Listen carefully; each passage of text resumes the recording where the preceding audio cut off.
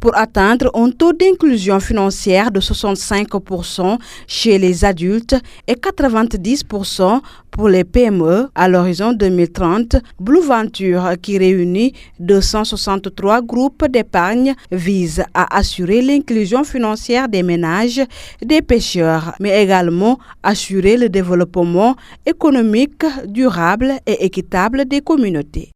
Aujourd'hui, c'est un grand plaisir d'être à Cap Skirring pour réunir 17 groupes de communautés issus de 38 communautés avec qui nous travaillons à Blue Venture depuis 2023. Et l'objectif de cet atelier rentre dans le cadre d'une formation qui est en inclusion financière. À Blue Venture, nous travaillons autour de 4 piliers qui sont d'abord la gestion communautaire des pêches. En plus, il y a le droit et sécurité des communautés. Et nous avons aussi la sécurité alimentaire et l'inclusion financière qui nous réunit aujourd'hui. Nous avons réussi effectivement à former aux alentours de 200 groupes d'épargne au niveau de notre communauté. Et il y a aussi effectivement des membres aux alentours de plus de 6 000 membres avec 67% des femmes. Donc là, c'est...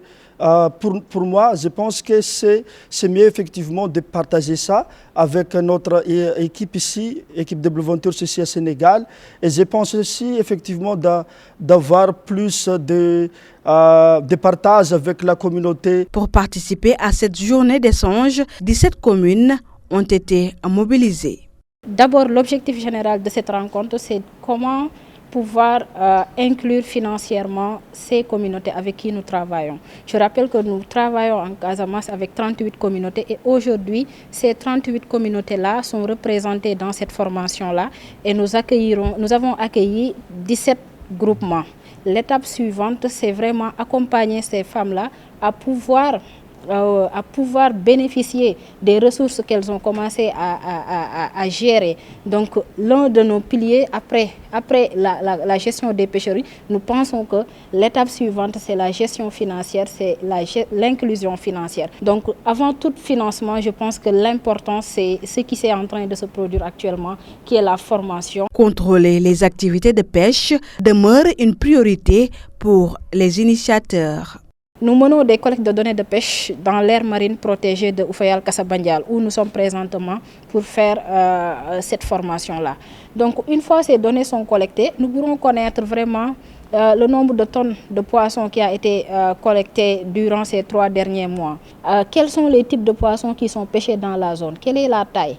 Et quelles sont les décisions qu'on doit prendre? S'il y a par exemple des juvéniles qui en sont pêchés, quelle est la mesure de gestion qu'on doit mettre en place? Vraiment, je dis un grand merci à Blue Venture, qui est un partenaire qui est très important pour l'AMP, parce que depuis le début de notre collaboration, nous voyons qu'ils sont en train de nous aider, surtout dans la conservation que nous sommes en train de faire. Pour rappel, ces participants bénéficieront de 5 jours de formation sur l'inclusion financière, une manière de travailler en parfaite synergie avec ces acteurs et les aider à mettre de côté leurs épargnes.